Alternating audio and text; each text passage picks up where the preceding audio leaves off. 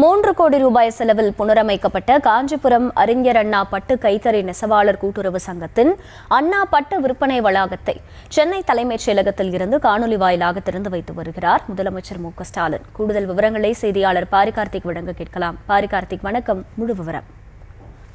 வணக்கம். தமிழ்நாடு முதலமைச்சர் திரு மு.க. ஸ்டாலின் அவர்கள் தற்போது தலைமைச் செயலகத்திலிருந்து கைத்தறி திறன் துணிநூல் மற்றும் கதர்துறை சார்பில் காஞ்சிபுரம் வள்ளல் பச்சையப்பன் சாலையில் அமைந்துள்ள காஞ்சிபுரம் அறிஞர் அண்ணா பட்டு கைத்தறி நெசவாளர் கூட்டுறவு சங்கத்தினுடைய சார்பில் அண்ணா பட்டு விற்பனை வளாகத்தை கிட்டத்தட்ட 3 கோடி ரூபாய் செலவில் புனரமைக்கப்பட்டு காணொலி காட்சியின் வாயிலாக திறந்து வைக்கிறார். தமிழகம் முழுக்க இருக்கக்கூடிய அனைத்து கூட்டுறவு சங்கங்களும் குறிப்பாக கைத்தறி நெசவாளர்களுடைய வாழ்வாதாரத்தை உறுதி செய்யும் பொருட்டு அவர்கள் நேரடி விற்பனையை ஊக்குவிக்கும் பொருட்டும் புதிய கட்டிடங்கள் மற்றும் விற்பனைக்கான கூடுதல் தொகையும் தமிழ்நாடு அரசு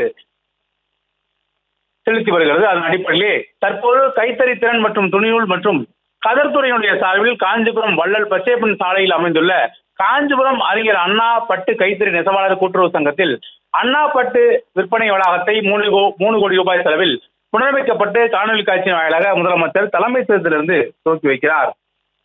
விவரங்களுக்கு நன்றி பாரிகார்த்திக்.